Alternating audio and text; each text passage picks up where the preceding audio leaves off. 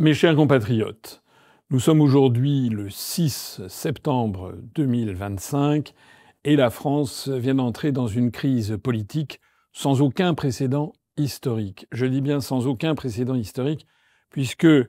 Lecornu, ayant démissionné ce matin de son poste de Premier ministre alors qu'il avait annoncé son gouvernement hier au soir, il a réalisé ce tour de force de faire le plus bref gouvernement de toute l'histoire de France. Il faut remonter au 10 juin 1924 sous la Troisième République pour avoir trouvé un gouvernement qui avait été presque aussi bref, celui de Frédéric François Marsal, qui avait quand même duré une journée. Et sinon, le deuxième record auparavant, c'était un record qui était le deuxième gouvernement d'Henri Queuille en juillet 1950 sous la Quatrième République et qui, lui, avait duré 2 jours. Mais là, le fait d'avoir un gouvernement sous la Cinquième République, qui plus est, et qui ne dure que même pas une demi-journée, ou à peu près 16 à 17 heures, c'est du jamais vu dans toute l'histoire de France. Alors pourquoi est-ce qu'on en est arrivé là? Il y a les raisons prochaines et les raisons lointaines, comme on dit. De façon tout à fait immédiate, il s'est passé quoi? Il s'est passé que Sébastien Lecornu, qui est quelqu'un qui n'a pas une envergure d'homme d'État, c'est évident. C'est quelqu'un qui, je ne lui jette pas la pierre, mais enfin, il n'a pas terminé ses études de droit. Bon, il n'a eu qu'une licence en droit et un master en première année, ça peut arriver. Mais surtout, ensuite, il a menti effrontément dans toutes les documentations qu'il y avait sur lui en se prévalant d'un diplôme qu'il n'avait pas. Ça témoigne déjà d'une certaine particularité de sa personnalité. Ce monsieur Lecornu est un fourbe, un menteur. Dans n'importe quel pays scandinave, ou bien au Canada ou aux États-Unis, monsieur Lecornu aurait été immédiatement chassé comme un malpropre dès qu'on aurait découvert le pot aux roses, c'est-à-dire qu'il avait fait un curriculum vitae trompeur. Monsieur Lecornu, en fait, a été une espèce de larbin de Macron depuis les origines, et donc il a une personnalité fourbe, dissimulée, qui lui a permis de servir. Il avait bien compris que son intérêt fondamental, c'était de servir d'une part Macron et d'autre part ce personnage très trouble, en fait, de l'histoire de France, et qui est Madame Brigitte Macron, dont on dit qu'elle exerce sur le président de la République une très forte influence, et les gazettes expliquent un peu partout que M. Lecornu s'était mis au même du dernier bien avec le couple en général et avec Mme Macron en particulier. Lorsque Macron a nommé Lecornu après la chute de Bayrou, il a donc en fait tiré sa dernière cartouche en nommant l'un de ses plus proches fidèles, une espèce de paillasson dont il était certain et qu'il ne pourrait pas se rebeller contre lui. Monsieur Lecornu, toujours aussi fourbe et aussi inadapté en fait à la fonction, au lieu de prendre la mesure de la fonction et d'imposer sa volonté à Macron, par exemple en chassant tous les anciens ministres du gouvernement Bayrou, mais il aurait fallu qu'il se chassât lui-même, eh bien, a essayé ici ou là de faire du débauchage, sauf qu'il s'est heurté à la volonté de Macron de placer ces gens, de maintenir les gens en fonction, etc. Le résultat, c'est que M. Lecornu a tergiversé. Ça a quand même duré entre le 9 septembre et le 5 octobre, c'est-à-dire 26 jours. On n'avait jamais vu ça non plus dans l'histoire, pour finalement sortir au dernier moment un gouvernement qui correspond exactement au gouvernement précédent, à part le fait qu'il y avait M. Bayrou en moins et le retour d'un revenant, Bruno Le Maire, en plus au poste de ministre des Armées que M. Lecornu venait de quitter. Je mets de côté le remplacement de M.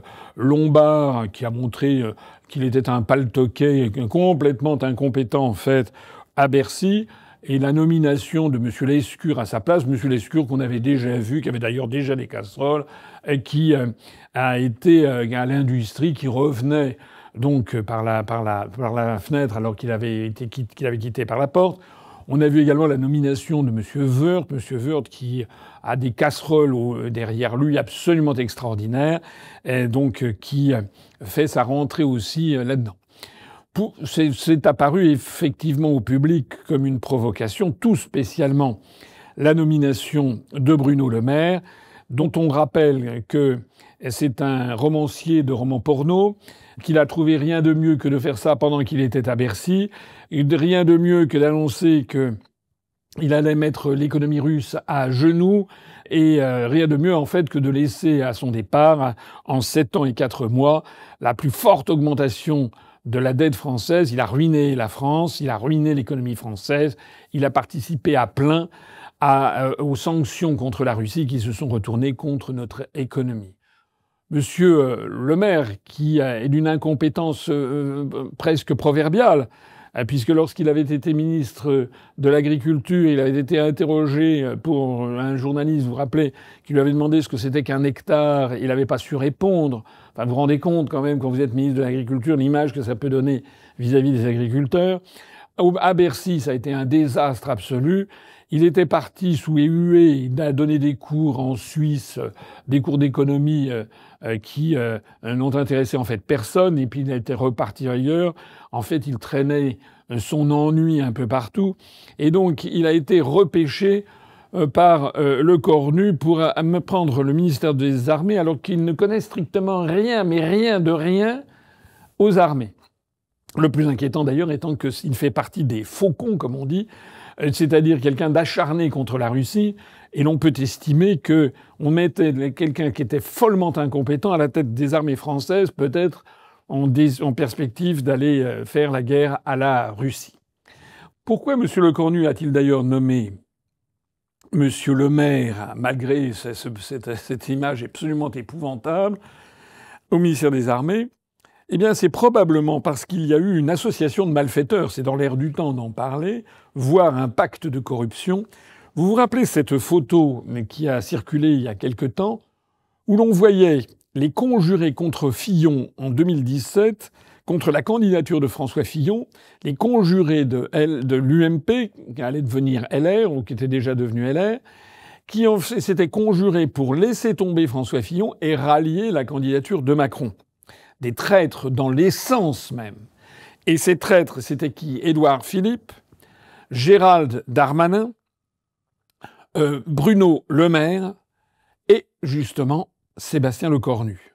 Le tout chapeauté par quelqu'un qui a 13 mises en examen, qui s'appelle Thierry Solère et qui est un des conseillers proches d'Emmanuel Macron. Il est donc très vraisemblable que M. Le Maire a fait savoir à Lecornu que par cette solidarité, cette espèce de pacte d'association de malfaiteurs qui remonte à 2017, il voulait absolument qu'on lui sauve la mise et qu'il voulait rentrer au gouvernement. C'est probablement ça qui s'est passé. Sauf que M. Lecornu n'est quand même pas totalement débile.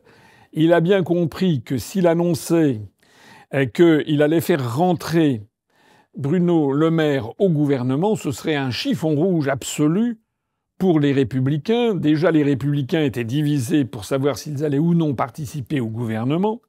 Il y avait M. Retailleau, qui est ministre de l'Intérieur, où il blablate, mais il n'a rien fait du tout. Le bilan de Retailleau est exactement égal à 0 dans tous les domaines, que ce soit les OQTF, que ce soit la lutte contre l'insécurité, que ce soit la lutte contre le terrorisme, etc. Il a même fait la lutte contre l'immigration clandestine. Il a même réussi ce tour de force, c'est qu'on a augmenté le nombre de visas octroyés à des étudiants algériens au moment même où la France et l'Algérie sont en guerre ouverte et au moment même où l'Algérie refuse de reprendre ses OQTF. Bref, M. Retailleau s'est aliéné une très grande partie de la droite et de l'extrême droite française, donc il voulait rester à son poste de ministre de l'Intérieur. En revanche, M. Wauquiez, dans ce panier de crabes que sont les Républicains, comme d'ailleurs tous les autres partis politiques, mais dans ce panier de crabes que sont les Républicains, eh bien M. Wauquiez, qui lui avait vu passer le poste du ministre, lui passer sous le nez, parce qu'il a une image épouvantable du fait du fameux dîner des sommets où il avait organisé sur fonds publics un dîner où chaque convive avait coûté plus de 1 000 € aux contribuables de la région Auvergne-Rhône-Alpes, eh bien, M. Wauquiez, lui, était totalement hostile à la participation de LR au gouvernement. Sachant cela, M. Lecornu, qui est la fourberie même, je l'ai dit tout à l'heure, lorsqu'il a reçu Bruno Retailleau hier, paraît-il pendant 1h30, il avait tout simplement omis de lui dire eh bien, qu'il y avait le retour de Bruno Le Maire au gouvernement. Alors que tout le monde savait que c'était évidemment, ce serait insupportable pour les Républicains, puisque Bruno Le Maire, c'est le traître par excellence, celui qui a participé à l'assassinat politique de François Fillon. Le résultat des courses, c'est que lorsque le gouvernement a été annoncé hier vers 19h30, à la demande express de Macron, eh bien, ça a fait un tollé général. Monsieur David Lisnard, qui a un pied dedans et un pied dehors des Républicains, le maire de Cannes, et qui est quand même président de l'Association des maires de France, a fait savoir que si LR restait au gouvernement dans ces conditions, c'est-à-dire côtoyer autour de la table du Conseil des ministres quelqu'un d'aussi nul, d'aussi traître, d'aussi incompétent que M. Bruno Le Maire, eh bien, lui quitterait LR et se recentrerait sur son petit parti politique qui s'appelle Nouvelle Énergie. Un malheur n'arrivant jamais seul, l'UDI, c'est un tout petit parti politique qui est piloté par M. Jean-Louis Borloo. L'UDI a fait savoir qu'il quittait la majorité. Or, l'UDI, c'est évidemment quelques personnes ne s'intéressent beaucoup à l'UDI, sauf que l'UDI dispose quand même à l'Assemblée nationale de 7 députés et je crois d'une trentaine, 35 ou 36 sénateurs au Sénat. C'est-à-dire qu'à partir du moment où l'UDI se retire de la Macronie, eh bien, ça fragilisait davantage encore le gouvernement de Lecornu. Et puis, surtout, eh bien, on a vu que M. Retailleau a été l'objet de pression colossale en interne et a été obligé d'organiser une réunion ce matin pour s'expliquer avec les troupes de LR. Entre-temps, d'ailleurs, la nomination de ce gouvernement, et tout spécialement, et bon, il y a encore d'autres, il y a d'autres vedettes, hein, comme Madame Aurore Berger, comme porte-parole du gouvernement. Elle est peut-être porte-parole d'ailleurs du gouvernement du Likoud au passage, puisqu'elle a pris des positions les plus extraordinairement favorables à Benjamin Netanyahou sur la crise entre Israël et les Palestiniens. Donc c'était un chiffon rouge, notamment pour la gauche. Et puis il y a toute une série de ministres. En fait, Monsieur Lecornu a repris tout le monde, voilà, à peu près. Donc Lecornu a appris ce matin que LR allait refuser d'entrer au gouvernement. Donc déjà, il n'avait plus la gauche, il n'avait plus la droite. Le Rassemblement national, qui flaire l'air du temps comme d'habitude, s'est rendu compte qu'il ne pourrait pas soutenir ce gouvernement. Monsieur Bardella a fait savoir que ça ressemblait au radeau de la Méduse et a fait savoir sans doute discrètement qu'il voterait la censure. C'est la raison pour laquelle Monsieur Lecornu, toute honte bue, a fini par présenter sa démission à la surprise générale vers 10h30 ou 11h ce matin, après avoir annoncé le gouvernement à 19h30, ce qui fait en gros 16h, 17h de durée. Entre-temps quand même, le gouvernement a été publié. Il s'agissait d'ailleurs d'un premier jet, puisqu'il y avait d'autres secrétaires d'État qui allaient ensuite être nommés. Et dans ce gouvernement de 18 ministres, il y avait donc 16 ministres et 2 ministres délégués, plus le Premier ministre. Eh bien, le décret a paru hier soir au Journal officiel de la République française. Ce qui n'est pas sans conséquence, puisque le gouvernement a donc juridiquement existé, même s'il n'a duré que 16 heures ou 17 heures. Et donc la démission du gouvernement fait que les ministres, qui étaient des ministres démissionnaires, qui avaient été pour la plupart d'entre eux, la quasi 13 sur les 18 ministres nommés, étaient des ministres du gouvernement précédent, eh bien, ils vivotaient parce qu'on continuait à leur servir des rémunérations. Il faut savoir que pour un ministre démissionnaire, la République française, c'est-à-dire les contribuables, verse 9 440 € par mois pendant 3 mois à chacun de ces ministres, c'est-à-dire plus de 28 000 € pendant 3 mois. Donc les ministres démissionnaires, eh bien, ils faisaient office de ministres démissionnaires, mais ils continuaient à toucher leurs émoluments de 9 440 € à peu près, un petit peu moins de 10 000 €, plus les chauffeurs, la voiture de fonction, les transports gratuits en avion s'il vous plaît, les gardes du corps, les secrétariats, etc., etc. À partir du moment où ils ont été renommés, même si maintenant ils sont démissionnaires, hop, ils repartent pour un tour. Et donc ils vont continuer à toucher de l'argent.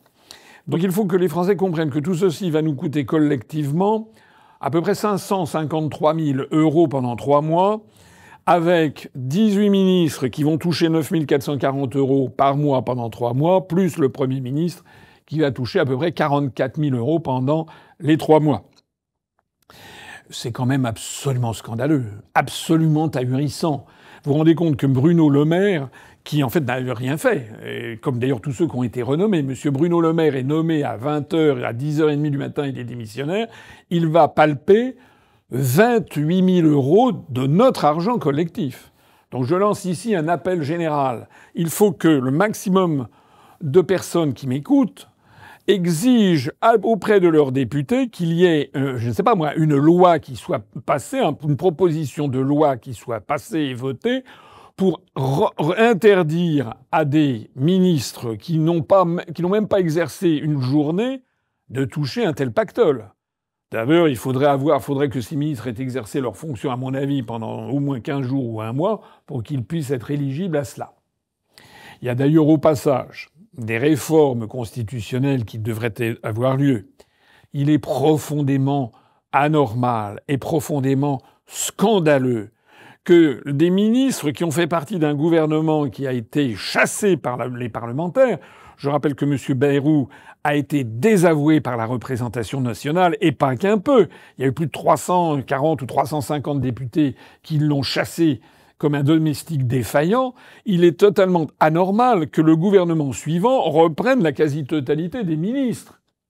Il devrait être inscrit dans la Constitution que lorsqu'un gouvernement est renversé, soit par une motion de censure, soit parce qu'il n'a pas obtenu la confiance qu'il a sollicitée auprès de l'Assemblée nationale, il devrait être écrit dans la Constitution que le gouvernement ultérieur, que les ministres qui ont fait partie de ce gouvernement ne peuvent pas être renommés membres d'un gouvernement pendant, disons, un délai de, je ne sais pas, un délai de l'ordre d'1 an ou 2 ans minimum.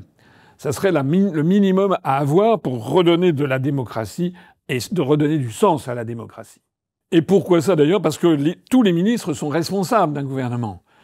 Et c'est quand même absolument scandaleux. C'est une irresponsabilité générale en fait que l'on propose avec ce système, c'est-à-dire que le vote des députés, en fait c'est ce que j'ai dit tout à l'heure, les députés ont chassé Bayrou, on leur ressort le même gouvernement en ayant remplacé Bayrou par le cornu.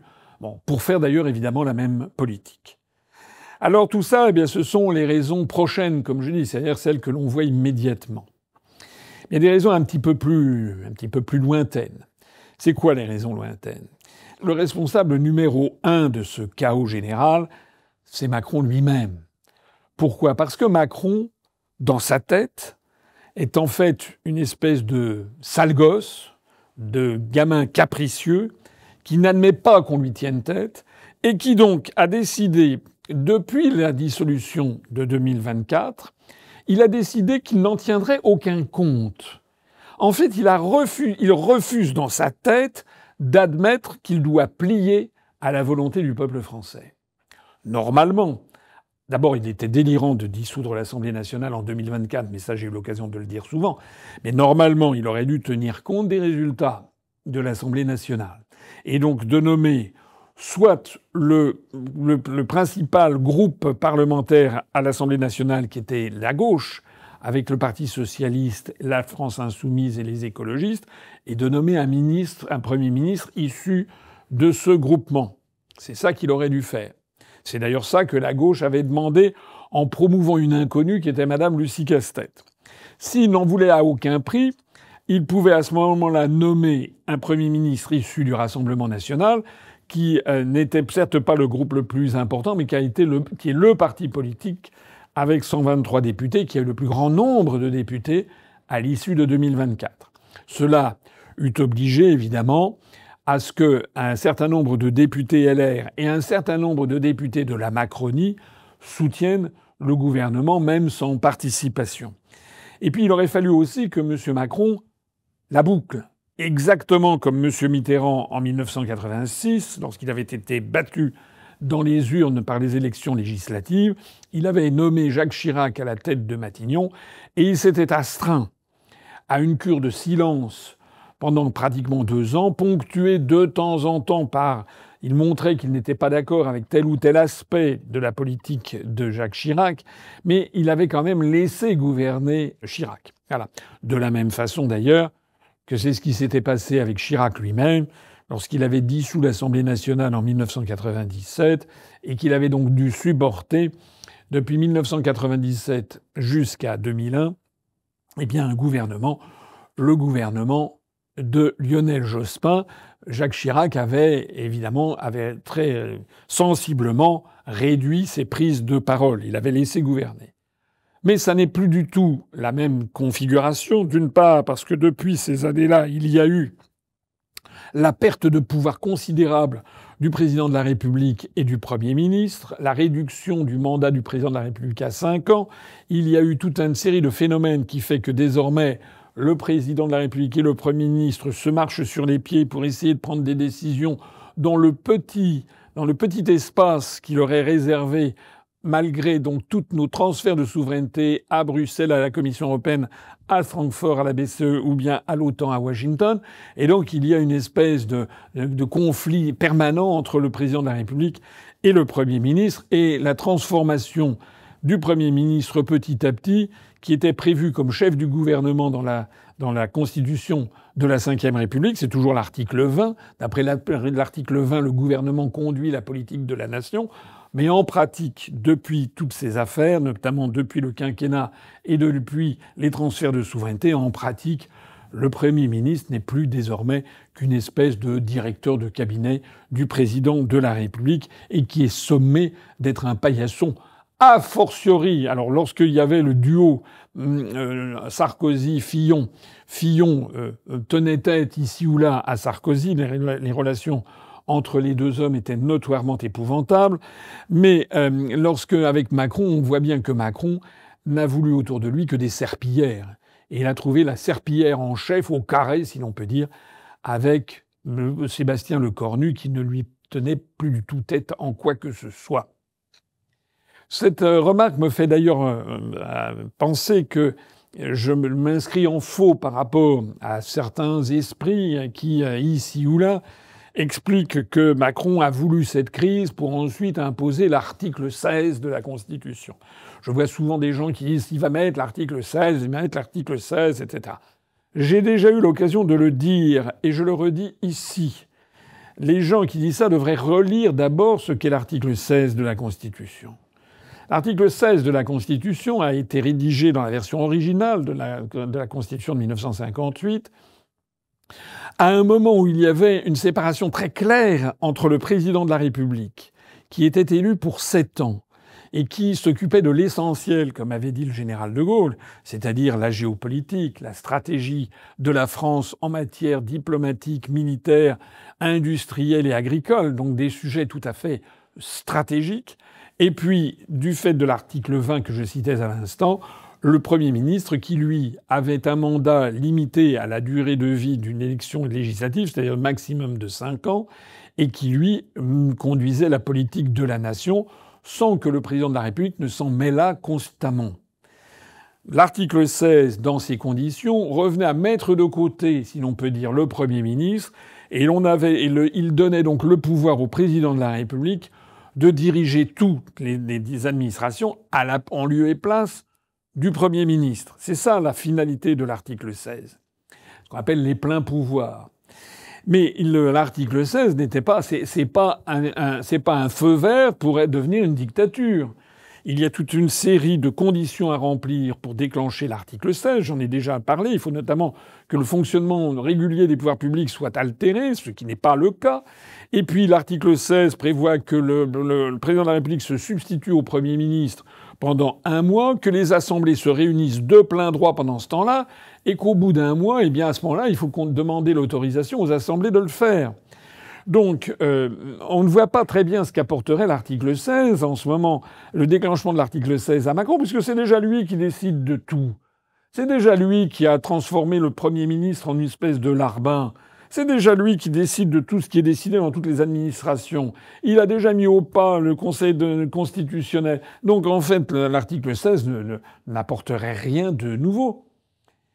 Certains y voient un déclenchement d'une dictature militaire. Mais pour que ce soit ainsi, encore faudrait-il quand même que l'armée suive Macron.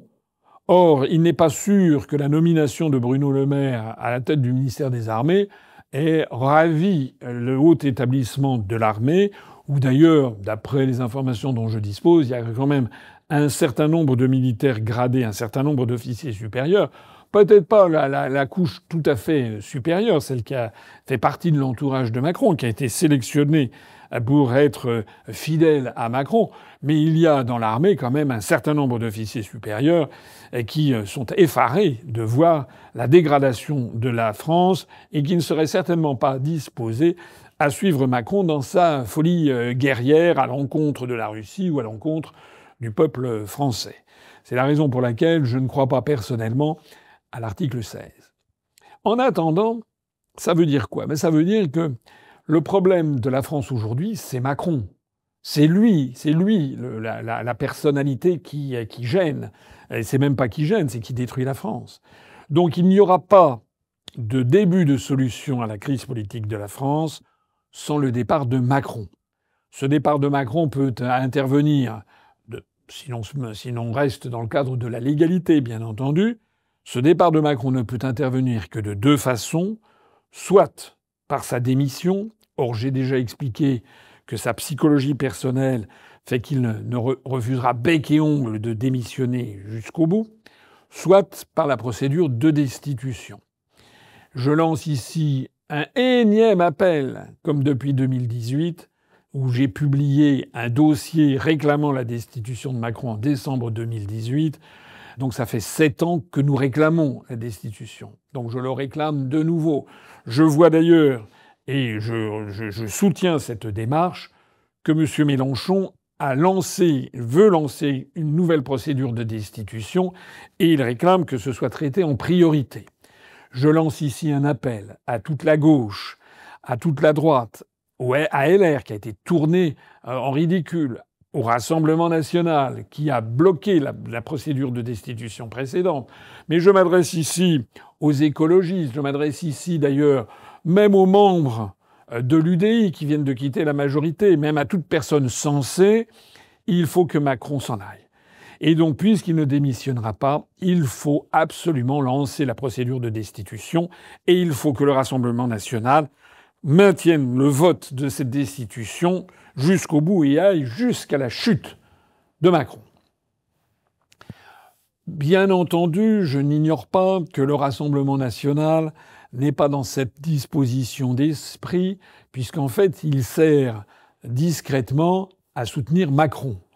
Et donc, ils tiennent les propos les plus sévères contre Macron, mais au dernier moment, ils soutiennent Macron. En tout cas, c'est ce qu'a fait Mme Le Pen et M. Bardella depuis maintenant plusieurs années.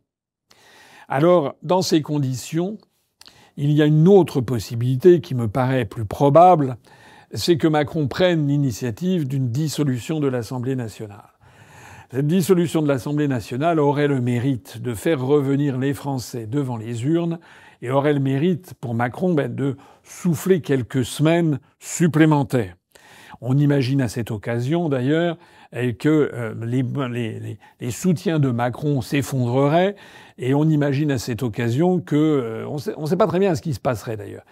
Parce que, contrairement à ce que nous assurent les sondages truqués de M. Dabi de l'IFOP, et qui nous assurent que le Rassemblement national est à des sommets, et qui nous assurent que M.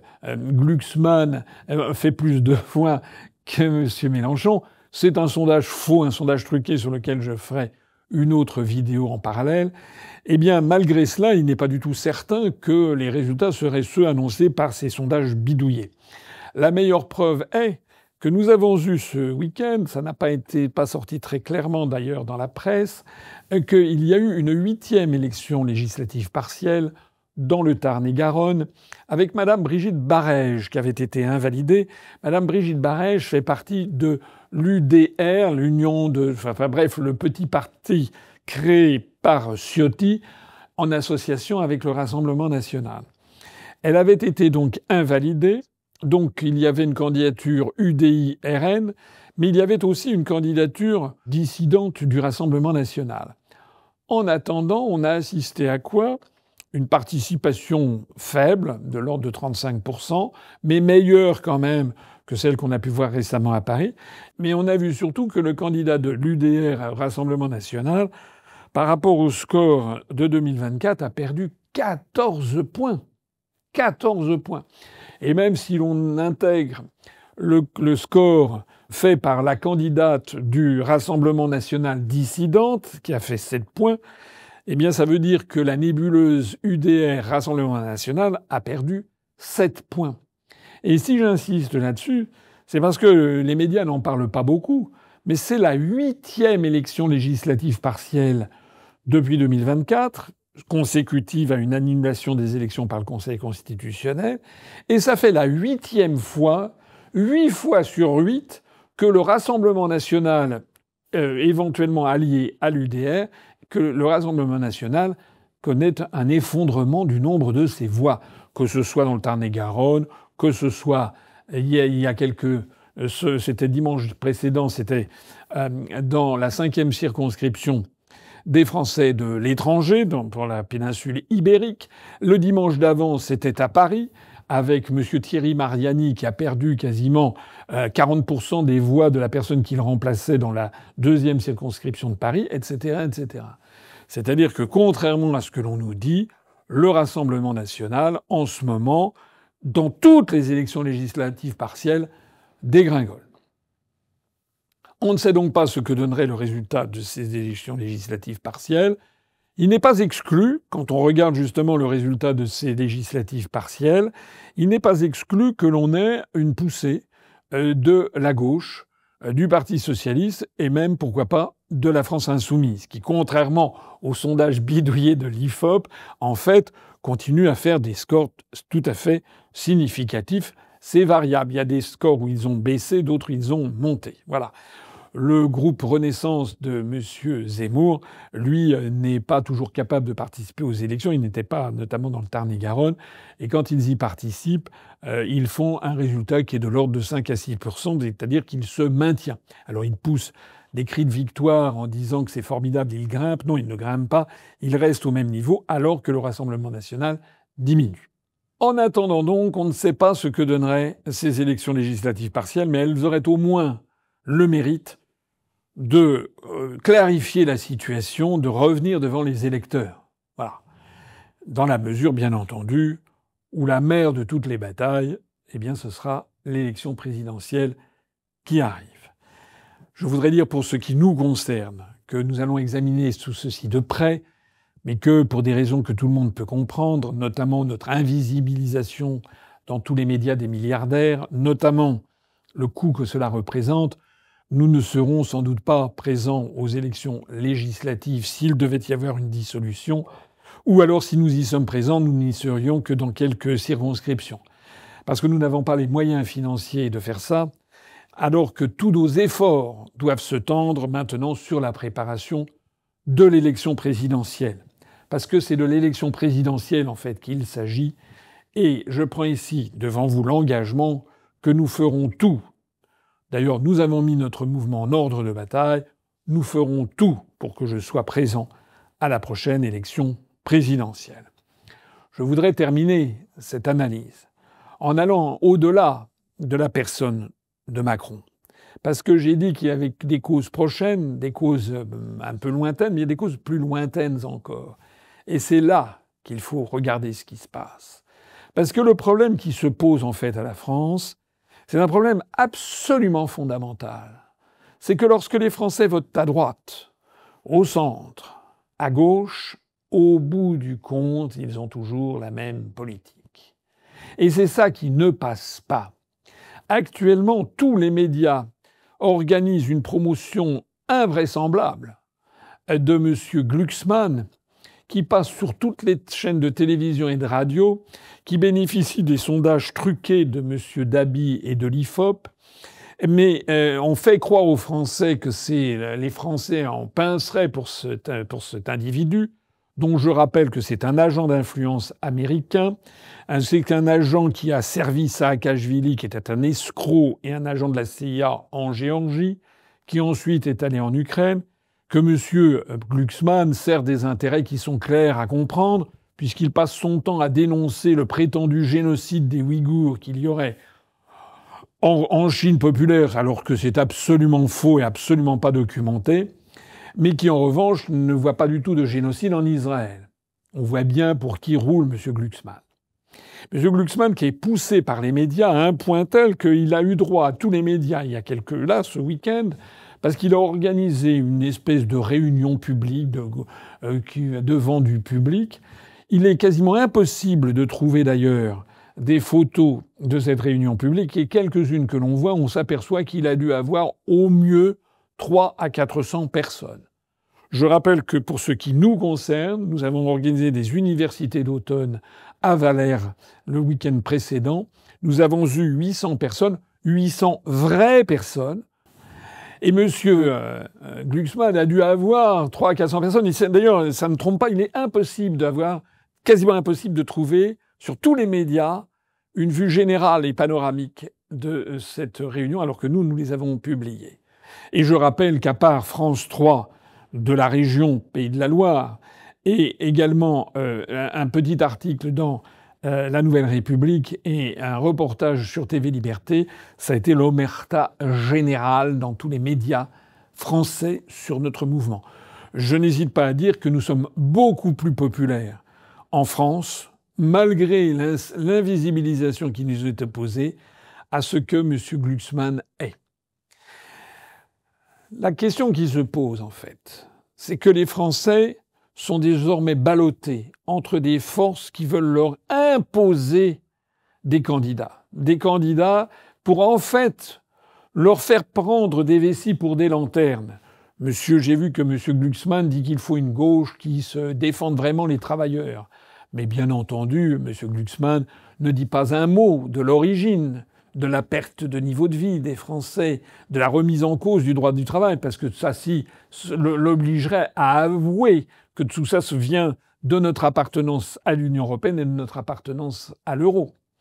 Du côté droit, on a vu qu'il y a eu une promotion effarante, d'une part de Mme Knafo, d'autre part de M. de Villiers. J'ai vu d'ailleurs que M. de Villiers, c'est déjà terminé, la sortie de l'Union européenne. Il était de nouveau invité sur CNews vendredi, et de nouveau les journalistes de CNews lui ont servi la soupe en disant « Qu'est-ce que vous feriez ?» Et M. Philippe de Villiers a dit que ce qu'il ferait, c'est qu'il sortirait la France du marché européen de l'énergie, c'est très bien, qu'il sortirait la France du Mercosur, c'est très bien, qu'il diminuerait la contribution de la France à l'Union européenne, c'est très bien aussi. Et puis voilà, c'est-à-dire qu'il n'est plus du tout question chez M. de Villiers, qui nous avait sorti ça une semaine auparavant, de sortir de l'Union européenne ni de l'euro. Et encore moins de l'OTAN, il n'en a jamais été question dans son esprit. Qu'est-ce que ça veut dire ?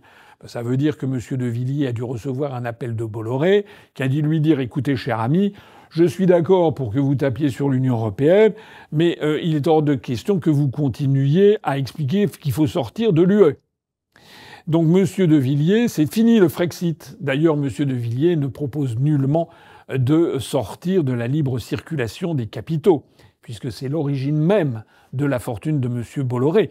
M. de Villiers ne propose pas de sortir de la libre circulation des marchandises et des êtres à l'intérieur de l'espace Schengen, puisque c'est justement ce qui contribue à faire la fortune, non seulement d'ailleurs de Bolloré, mais de tous les oligarques qui tiennent les grands médias français. En d'autres termes, je renvoie, moi, dos à dos, toutes ces personnes, M. de Villiers, Mme Knafo, M. Glucksmann, que l'on nous met en avant comme étant des solutions aux problèmes de la France aujourd'hui. Non, la France aujourd'hui, elle est simple, elle est claire, c'est qu'elle est en train d'être détruite par une idéologie qui a vocation à la détruire pour le plus grand profit des milliardaires et de l'oligarchie euro-atlantiste. Le vrai problème de la France, c'est que les Français ne se reconnaissent plus dans leur propre pays, qu'ils subissent notamment, mais pas seulement, une immigration torrentielle qui leur est imposée par la Commission européenne, ce que M. Zemmour, M. De Villiers, Mme Knafo, M. Bardella, Mme Le Pen, etc. refusent d'expliquer aux Français. Et puis que cette Union européenne nous impose un démantèlement constant de toutes nos protections sociales, de toute notre solidarité nationale, de tous nos services publics, de notre niveau de vie. Ceci est imposé par notre appartenance à l'UE et à l'euro, ce que la gauche, et même pas Mélenchon, n'accepte de reconnaître devant le peuple français.